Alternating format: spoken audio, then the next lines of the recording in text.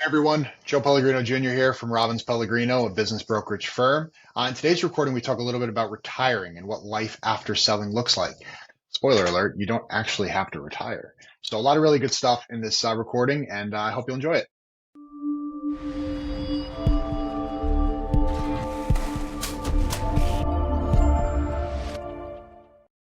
So, in the news recently, we have former President Trump sort of going back on what he said in the past about Social Security entitlements, how he said he would never touch them. And what's sort of been, setting some of the interwebs a Twitter is that he said recently on an interview that he would potentially be open to changing entitlements, which has really caused this big stir, not just about that politically, but also about the conversation generally about what it means to retire, how old, to be when you retire. And I'll just really quick read the context of kind of what I'm talking about. So he was on with Joe Kernan on CNBC, and Joe Kernan said to Trump, "Hey, doesn't something have to be done about entitlement costs?" And then he asked the former president if he had changed his mind about cutting Social Security, Medicare, and Medicaid in light of the rising national debt. So former President Trump replied, so first of all, there's a lot you can do in terms of entitlements, in terms of cutting, and also in terms of the theft, the bad management. I'm not going to do the Trump, but you get the gist. So he talks about tremendous bad management and entitlements. There's tremendous amount of things, a number of things you can do. So I don't necessarily agree with that statement, referring back to what he had said in the past. So again, this is it's sort of a Trumpism, so we're not going to talk about the politics of it all, but it has sort of, however you read that, it has sort of, implied that this topic is on the table, and that's caused a lot of people to really be thinking about these things. And it's funny because we talk to prospective sellers every day, and what I've noticed, especially recently, especially in the last handful of months, is the amount of guys that I talk to that I say, hey, why are you looking to sell your business? They say, I'm 58 years old and I'm tired, or I'm 61 years old and I'm burnt out. It's so funny because it's always like right in that range. Like, not as a rule, but like most times I'm 58, 59, 60, 61, 62. That's the brunt of what we see. And it's always, why do you want to sell? Well, because I'm this age and I'm burnt out. But what's always super interesting is in continuing conversation with these guys, it's not that they're burnt out altogether and they want to throw it, they just want to, throw the towel. They they're burnt out with this concept and this business, and they have taken it as far as they feel like, not that they can do, but that they want to do. And now they're saying, hey, it's time for something different. I'm tired of doing this. It's running me into the ground. I want to do something different. And I think, so to sort of open up the dialogue, what we've heard equally is a lot of those guys that end up not listing their business because they say, I'm just not ready to retire. And I think that's Mhm. it's like it's a misconception, right? In terms of what retirement really looks like and what it needs to look like, because no matter how much they talk about, what else they can be doing, and no matter how much we encourage them to that end, there's still that stigma of, okay, if I sell my business, I'm going into retirement. A lot of what we do is not only broker businesses, but also client education, right? So just teaching people different things in the sense that if you sell business A, it doesn't mean that you've got to go home and sit on the couch for the rest of your life. That you can be done with one thing and really look to go to another, whether that's a different business, different industry, get into the community, whatever it is for that person. But ultimately, yeah, I think you shouldn't look at selling your business as just meaning an absolute entryway into retirement. It really should be a retool, repurpose, realignment. Absolutely. And it's funny just to kind of see, like, how this topic of being like run down and burnt out it's so prevalent. I mean, it's sort of always been prevalent, right? But recently it has been extra prevalent. Yeah, I think the world's run down. So I think just over the last several years, between a global pandemic and uh, in the business industry, staffing, and then just this is kind of going down a rabbit hole, but I won't take us down the rabbit hole too bad. Is that people just aren't nice anymore, right? We've lost our patience for others, for neighbor, and whether I see that in business, and I see that just in daily life. So I think it's just caused a lot of burnout, a lot of frustration, a lot of I don't want to deal with quote unquote people anymore. So if they've got a retail based business or a people based business or a customer heavy business, they're saying, hey, is there something else I could do? So I think it's feeding that burnout, right? So there's a lot of different reasons, but absolutely. I think you're 100% right. The staffing issues is one that I hear quite a bit, Mm, especially in a lot of the industries that we deal in. You know, we deal in a lot of trade style industries like HVAC and glazing and stuff like that. And the topic that always comes up is, man, it's so hard to find good new labor.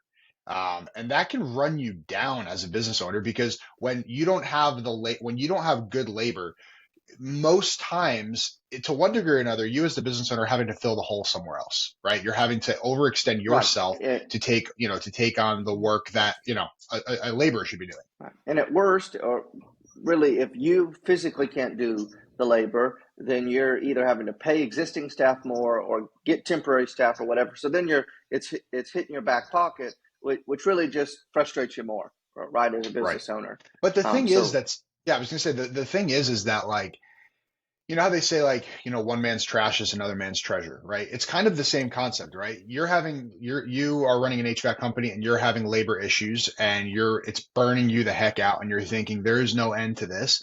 I need to get the heck out of this, but who the heck would want to buy this and inherit this problem? But I mean, there are so many buyers that have different levels of experience, different resources at their fingertips, right? Different, there's you don't have to look at your business and say, wow, this is an absolute crap show for me. Who the heck would want to buy this, right? sure. I think there's a few key points there in terms of staffing.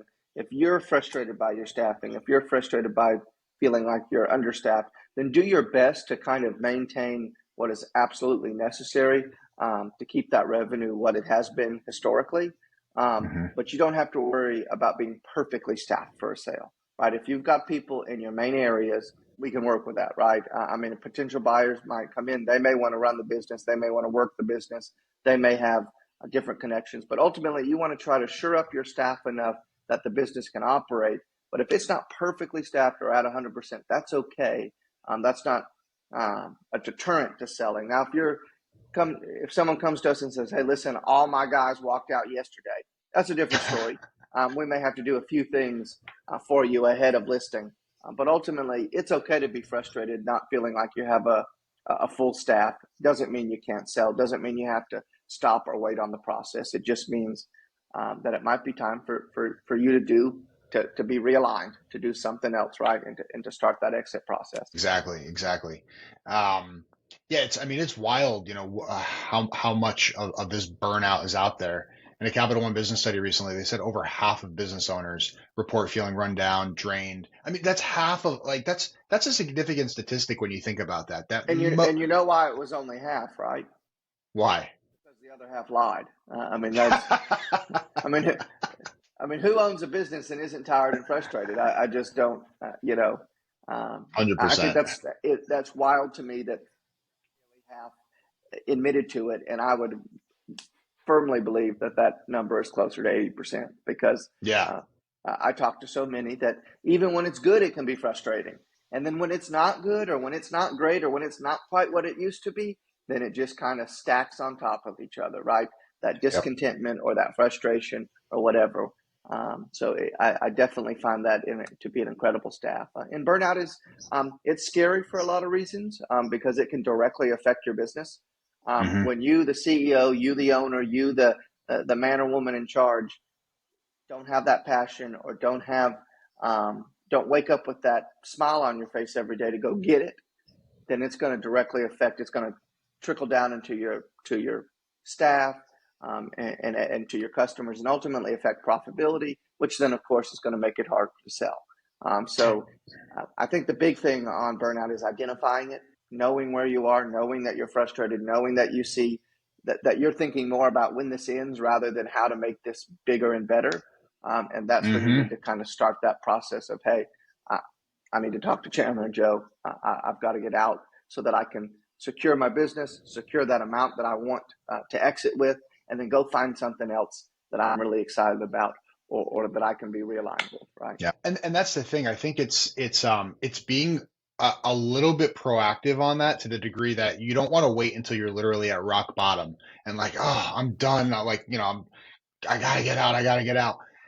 You want to be a little bit proactive on that, because like you said, Chandler, like, when you are not motivated and you've lost your interest and you're thinking more about getting out than growing the thing, that is going to directly impact the operation. It Sure. just is. There's just no way that it doesn't, right? And for, I think, a small minority that will, you know, that's maybe not the case, but for the vast majority, it's going to, it's going to impact the operation in such a way that it's not going to grow. In fact, is it even going to maintain? And so, you think about like, well, you think about like athletes, right? Retiring. You think about, Brett Favre, where he retired when he was like, I mean, he was at the top. I remember being like, oh man, this guy's the best. And then he came back. And it didn't go as well the next He, time. And his career ended up sort of having an asterisk next to it. that's fair. He didn't nearly make it back to the Super Bowl, but I get where you're going. Um, Yeah, so it's more a case of like where you are when you exit does matter, right? And if you're already kind of like, got sure. a, 1 foot out the door, the likelihood that you're going to take the next 2 years and grow this thing to a degree that it's going to grow so much bigger than what you're already worth, it's not super likely. Right, and I think another thing, talking about where you are, being frustrated, or kind of more maintain, or like you said, one foot out the door. Also understand that neither one of us riding on a magic carpet. So it takes a minute to sell your business, right? Even if everything is perfect, it doesn't happen overnight. So if you're already in that mindset of I'm done, and then you come talk to us, and we may be able to achieve an exit for you in 90 days, it's still 90 days away, right? It's not tomorrow, it's not next Right. week. So you still have to garner enough energy and get to work and do the thing, right? And that's why the sooner you talk to us, the better. Um, but yeah, burnout is real, and fatigue is real, and I see that kind of increasing.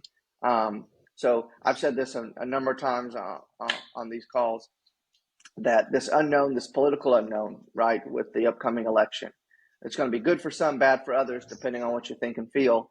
Um, but it could drastically affect your business, based on where you live, what you're doing, what industry you are, and that could just kind of be another step on that.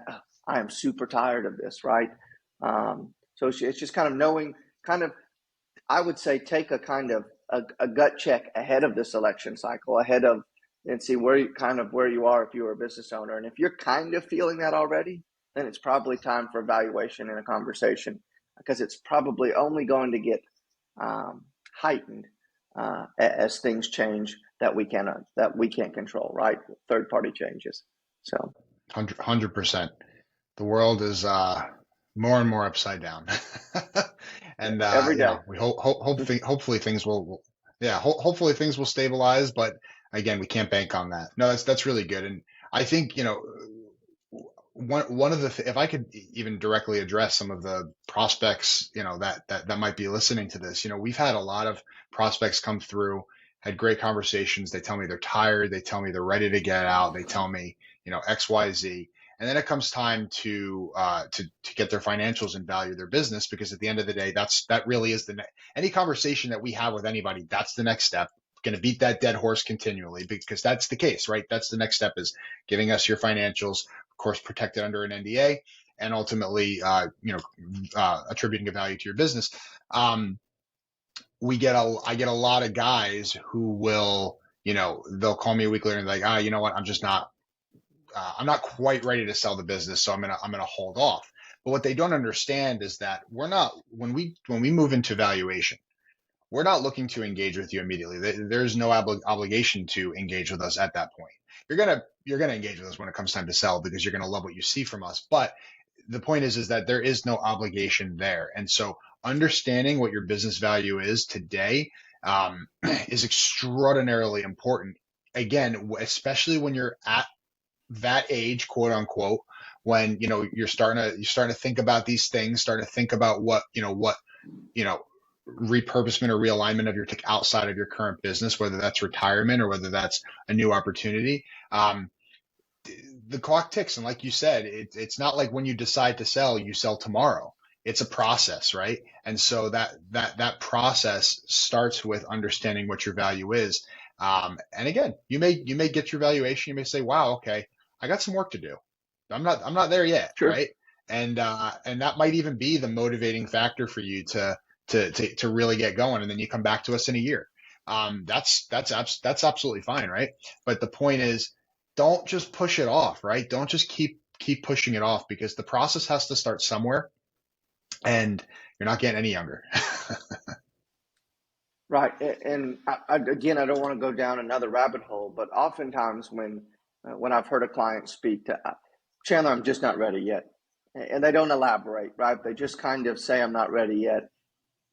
Thanks for talking to me. Maybe I've done the valuation. Maybe they've even liked the valuation, but it's just they don't go over the hump. They're Chandler, I'm not ready yet. I have found in my experience that is some level of fear, right?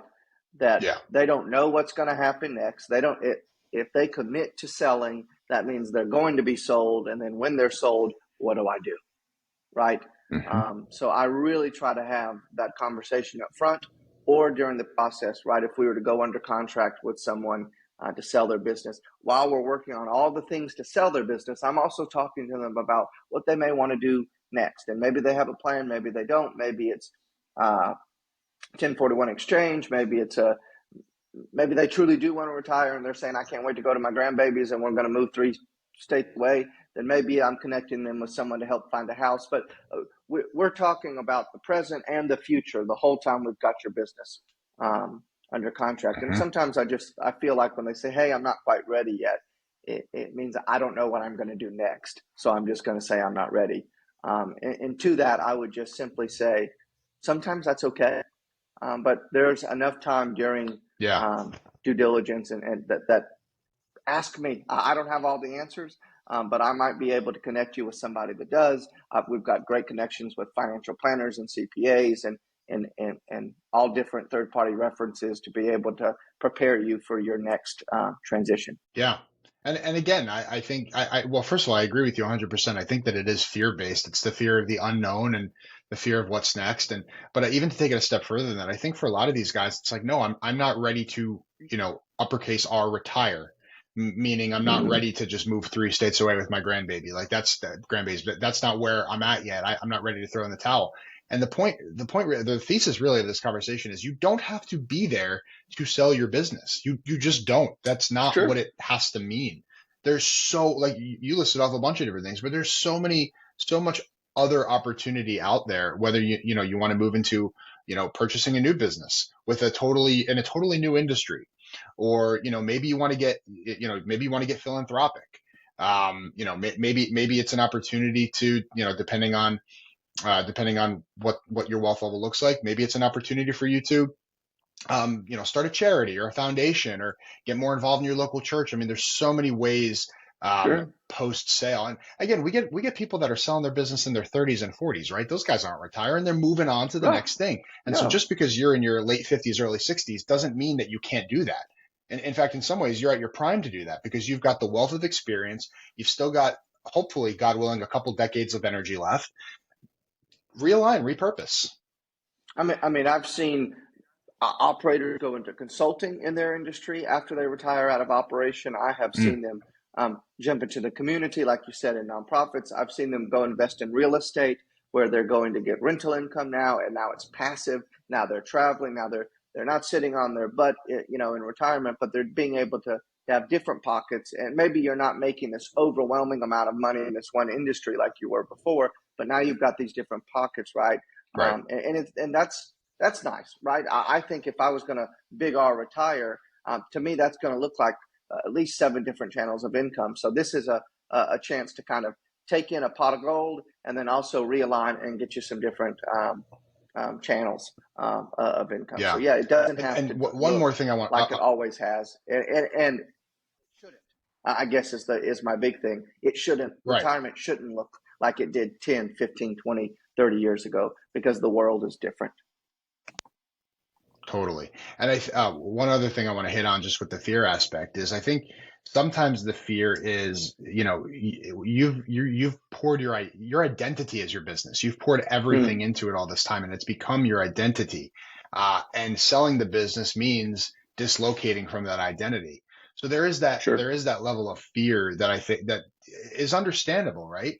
But like you said, I mean, there's other repurposement opportunities like consulting in your industry, taking that wealth of knowledge and hanging on to that identity and realigning it elsewhere. It doesn't have to mean the end of your identity. Sure. Well, if anybody is listening that is looking to sell their business and is worried about that fear or what to do or that identity crisis, I'll offer free pastoral care. It's a bonus of picking Robbins Pellegrino. Is you get a broker and a pastor. I will walk you through it Yep. spiritually and through on the business side. We'll hug it out. We'll work through it because not to make light of it, but I 100% agree that oftentimes, I see individuals, their whole life's work is their business. And that is, I get that. Yeah. I am very much that way. I mean, um, both in the pastoral life and my business life, it is my identity. But we're so much more than what we do for a living. And I think in whether you're 30, 40, 60, or 70, I think you can still struggle with that. So for anyone listening, I would just say, listen, um, treat it as an opportunity, right? That if you were to exit with your business, you have the opportunity to go and do something else. You have the opportunity to reinvent yourself. You have the opportunity to kind of get yourself back and not just be in the daily grind of an operation. And that should be exciting, right? I think if you're listening now, that the opportunity to go and do whatever you want, whenever you want, how you want, and not be tied down to a business should be an opportunity that you look forward to, not something that you're scared of. Couldn't say it better than that, man. That's awesome. That's awesome. Well, like we say every episode, we're going to continue to be the dead horse of if you are interested in any way, shape, or form of selling your business, the time to talk to us is now. As long as you meet our thresholds, we'll do a valuation for you at no cost, right? We'll value your business. We'll get an understanding of what it is that you do, what the numbers look like, and assess a value to it. Ultimately, tell you if we think we can list it or if you're better elsewhere. At the end of the day, we're nothing if not transparent and realistic, right? It does us no good to have a pile of listings, right? We list businesses to sell them. That's our shtick, Mm. right? It's as simple as that. That's really how it should be simply in the industry generally, but in that it's not, that we're taking up the mantle of that. So thank you everybody for listening and watching, and we'll see you next time.